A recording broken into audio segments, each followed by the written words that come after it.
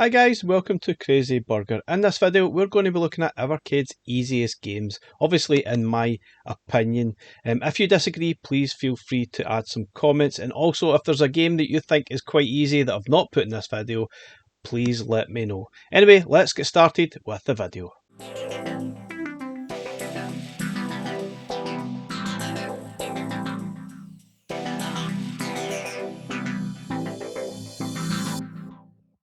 So first up, we're looking at Doodle World. This is from Indie Heroes Collection 1.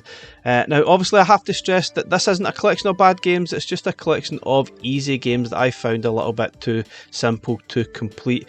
Now, Doodle World, I'm a huge fan of. I thought it's fantastic. And there's obviously the sort of sequel, so to speak, or the remastered version that is on Indie Heroes Collection 3, I think, which is Doodle World Redrawn. And it's also really good and slightly more challenging. This is just far too easy.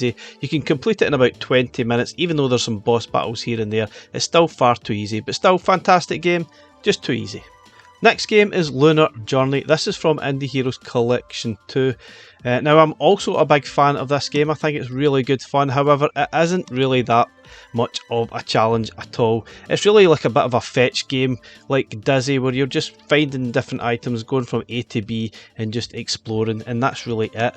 Although I had a lot of fun with it, it's far too easy to complete, and obviously, as I said, there's not really much of a challenge at all. And you will probably finish it in about 20 to 30 minutes at best, which really isn't great value for money at the end of the day, but at least it's got a lot more games on this collection.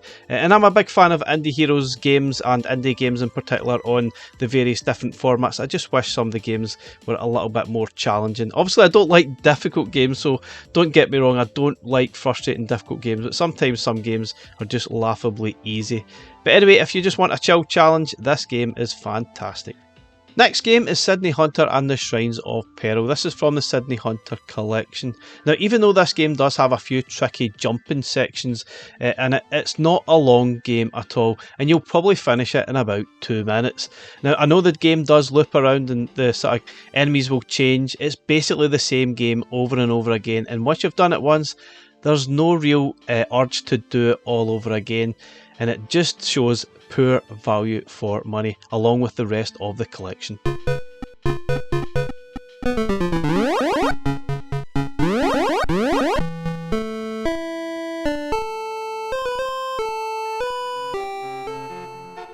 So next game we're looking at is Collie Defense. This is from Indie Heroes Collection 4. And now this is just a little bit like the last game, given that the fact is very short, and you'll probably complete it in about 20 to 30 minutes. And it's not really a huge challenging game. You can easily finish this without even following the game rules, which is obviously not ideal. Now, if you don't like these type of games, like the tower battle stuff, then there's nothing for you to see here. For me, I didn't really enjoy it. It's not really my type of thing, although my son really enjoyed it. He thought it was great stuff, even though he finished it in about 20 minutes. So far too easy for him, and probably most people that will play it. Okay, final game. This is The Little Tales of Alexandria from Indie Heroes Collection 3. Now, obviously, there's a bit of theme here. All of the games are from Indie Heroes collections. And yes, some of these games are far too short and far too easy to complete. And this is no exception. This one, obviously, it's got a great design. I love the graphics. I love the style of it. And I love the sort of gameplay elements. But it just seems to flatter a bit that it's going to promise a lot more than it actually delivers. There's a lot to see, but unfortunately there's nothing really to do. You sort of basically just go through this department complex, talk to all the various different characters and people that are there. There's obviously something going on, but there's not a lot of point to this game at all, which is a bit disappointing. It would have been nice to have some sort of fetch game like Dizzy, which would have been a lot better, I think. But anyway guys, that's my choices. Let me know your thoughts. Bye for now.